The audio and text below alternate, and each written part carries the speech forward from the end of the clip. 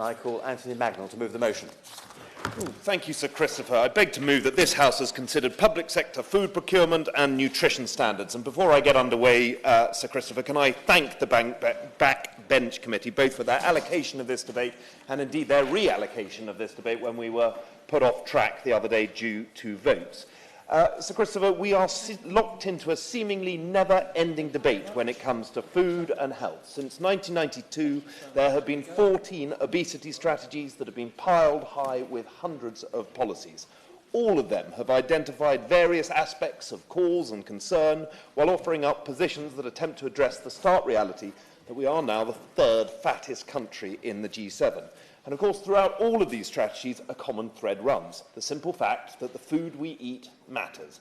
Good, high-quality, well-produced food is unsurprisingly better for you than cheap, ultra-processed, quickly produced food.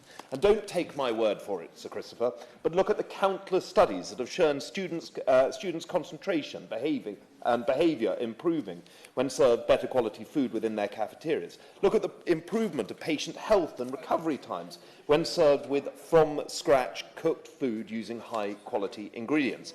In fact, look at every study conducted by the NHS, local authority or think tank. Pick any one of the 14 obesity studies since 1992, and you will find direct evidence linking good quality food to improve health and outcomes. I give way. Thank the honourable gentleman for bringing this forward. It's a massive issue in my constituency, as it is indeed across the whole of the United Kingdom. In 2012, the percentage of children who were overweight or obese was 31%. Research has also demonstrated that children who are obese are more at risk of being overweight as adults and developing a range of related health conditions. So does the honourable gentleman agree that there must be a happy medium to ensure that in schools meals are made that are nutritious and healthy, but also they will actually eat and enjoy the food that is in front of them? The Honourable Gentleman of Strangford always makes salient points in Westminster Hall debates, and he's absolutely right to talk about schools and education and how we can start talking about food and where it comes from, the nutritional value of it is, but also starting a relationship in places of education to make sure that we don't lose that link with our food. That is one of the surefire ways of addressing obesity, of ensuring that we have better body health, human health, as a result of the food that we eat, and also allows us to inject some of the points that I'm going to make later on in my speech around localism, around supporting local producers. Now, the purpose of this debate, Sir Christopher, is not for me to stand here and tell people what they can and can't eat. After all, I do implicitly believe in the freedom of choice. However, it is for me to say that when taxpayers' money is spent on food procurement, we can and should be improving what we buy and how we produce it, as well as how we serve it. And change is rarely as simple as one might want. However, my proposal for change is a simple one: that the UK government, working with local authorities, needs to set targets to improve the public procurement process to ensure that local, sustainable, higher quality, healthier food that comes from organic or regenerative or family-run farms and fisheries is served in our schools, hospitals, care homes, military sectors, prisons and government offices. I think that covers nearly every farming organisation in the country and shouldn't leave anyone out. Delighted to. I draw members' attention to my entry in members' interests as chairman of the Country Food Trust, but my honourable friend makes some extremely good points.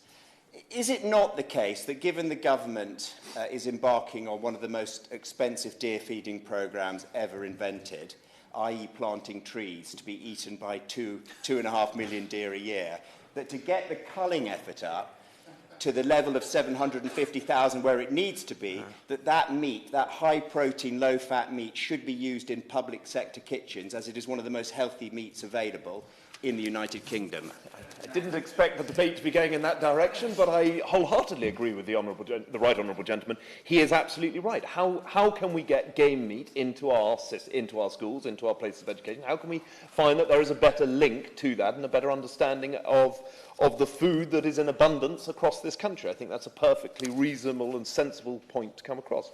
Now, my proposal, as I said, is a simple concept, but a complex challenge. We spend £2.4 billion annually on public sector food procurement and catering, and there is the opportunity to support local producers, improve food quality, diets, and safeguard the environment. all of which can be achieved by setting national standards.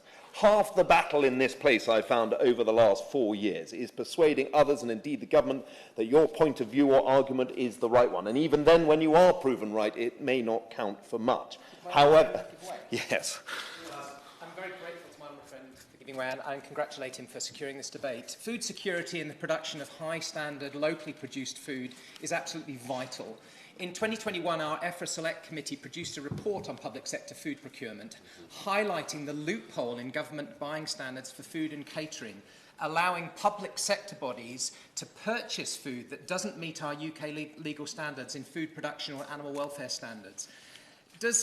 On the basis of cost, does my honourable friend agree with me that we should close this loophole as soon as we can? It's completely inconsistent, so that we can become a beacon to the rest of the world on food production and animal welfare standards. In so doing, we would be backing our fantastic British farmers and food producers who produce food to the highest animal welfare and environmental standards. I thank the honourable gentleman for his intervention, and I also congratulate him on all the work that he does as a member of the EFRA committee, bringing his expertise both as a veterinarian and also a representative of a rural constituency with many farmers. He is absolutely right to make that point. We must close down those loopholes. We must take the recommendations that were made in that EFRA report, and I will make reference to that later on, but he's absolutely right, and anything he needs in terms of strengthening his arm on that point, I will happily follow through with. However, in this case, the government already accepts the premise for what I'm calling for. In the Department for Environment, Food and Rural Affairs consultation on the possible changes to the public sector food and catering policy, it stated, government is adopting an ambitious and transformational approach to public sector food and catering. We are determined to use public sector purchasing power to ensure positive change in the food system. Our vision is that public sector food and catering is an exemplar to wider society in delivering positive health, animal welfare, environment and socio-economic impacts. Exactly what the Honourable Gentleman from Penrith has just made the point about. That consultation ran from June 2022 to September 2022 with hundreds of submissions from very worthwhile national organisations. Unfortunately, Sir Christopher, the government has yet to respond to its own consultation, and I ask the Minister now when we are likely to see the findings of that consultation, when we are likely to see some recommendations to be brought forward so that we can recognise the potential and the opportunity to see those targets and ambitions met. To make these changes and to recognise the ambitions stated in the consultation, the procurement process has to be widened to encourage and incentivise small businesses to engage with the system. Whether it be national or local authority contract, it is all too apparent that the hassle for a small farm, fishery or local food producer to submit a bid is time-consuming, risky and costly. This clearly needs to change. The Procurement Act, passed earlier this year, reforms the procurement process to make it simpler, faster, more transparent and less bureaucratic. It is perhaps one of the most boring pieces of legislation that has ever passed in this Parliament, but it is an important one that will make a huge amount of difference to small businesses. And with those measures coming into force in October 2024, the government has rightly made it its ambition to open the market for public contracts to new entrants, especially small and local businesses. This Act is the catalyst to reform our food procurement system, to ensure healthier, higher quality food is at the heart of our publicly funded organisations. When debated in the Lords, a number of amendments were proposed that attempted to set national targets, such as ensuring that 50% of purchases must be from the UK, or that locally would mean that within 30 miles of a contracting authority. I understand that these proposals would have contravened many of our World Trade Organization legal obligations. But there are steps we can take to develop and improving local purchasing strategies and also continue to adhere to our World Trade Organization standards. So can the Minister answer, when will the government use clause 107 of the Procurement Act to introduce secondary legislation to disapply the Local Government Act of 1988, section 17, that currently precludes local authorities from awarding public supply or work contracts by supplier location? This was made at the dispatch box by the government minister in the House of Lords. The opportunity to introduce secondary legislation would be welcomed, I presume, by all sides of the House. I see the Shadow Minister nodding his head. So there is an opportunity to do this quickly, swiftly, and to see that reform brought to reality. The more the more sceptical might think that this is all wishful thinking, but international comparisons should be made, and they're remarkable for their own successes. In Denmark, for instance, in 2001, they introduced an organic action plan aimed at a 60% organic procurement in all public kitchens by 2020. Evidence showed an increase in public kitchen procurement of organic food of 24% by 2016. The policy proved so popular that the city of Copenhagen increased the target and achieved it at 90% earlier this year. The policy not only improved the health of those using public kitchens, but improved the understanding around food and nutrition as well as cooking skills. The Danish agricultural community also found themselves boosted when able to bid in for local tenders with small and medium-sized businesses actively engaging and benefiting from the policies. In Brazil, they passed a law that requires 30% of the national budget for food served in school meals programmes to be spent on food from family farms, with the priority given to those using agroecological methods. Perhaps the most interesting point of this policy has also restricted the purchasing of processed and ultra-processed food with taxpayers' money. This has had a positive impact of the farming and fishing communities, as well as benefiting schools, hospitals and other publicly funded organisations.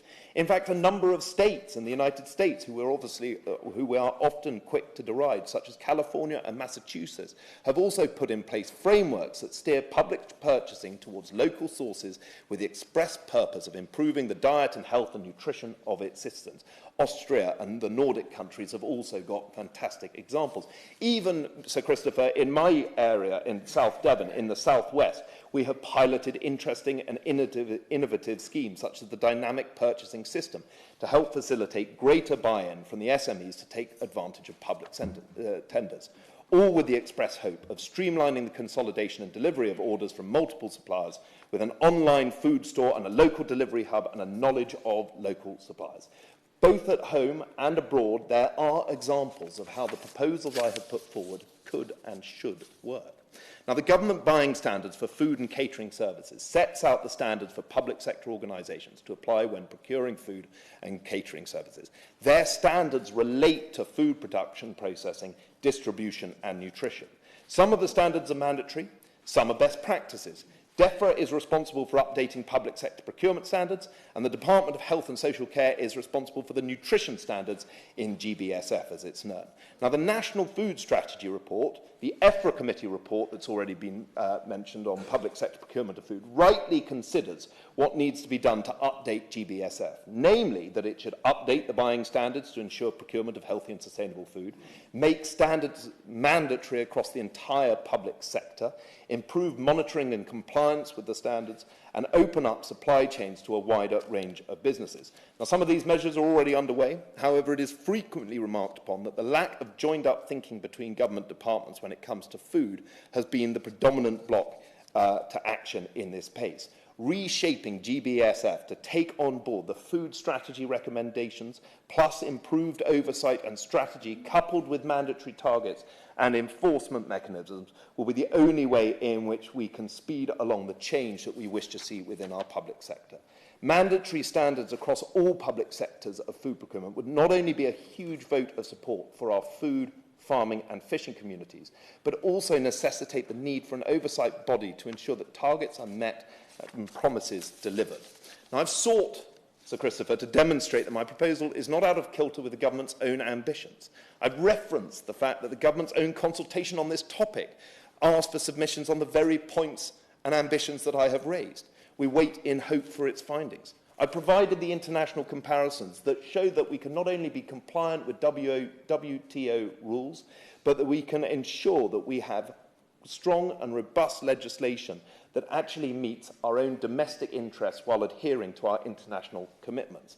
It is perhaps worth me ending on the work of the Food, Farming and Countryside Commission, whose excellent work on this topic and so many others have demonstrated the overwhelming positive public appetite, no pun intended, that there is to change the public food procurement system.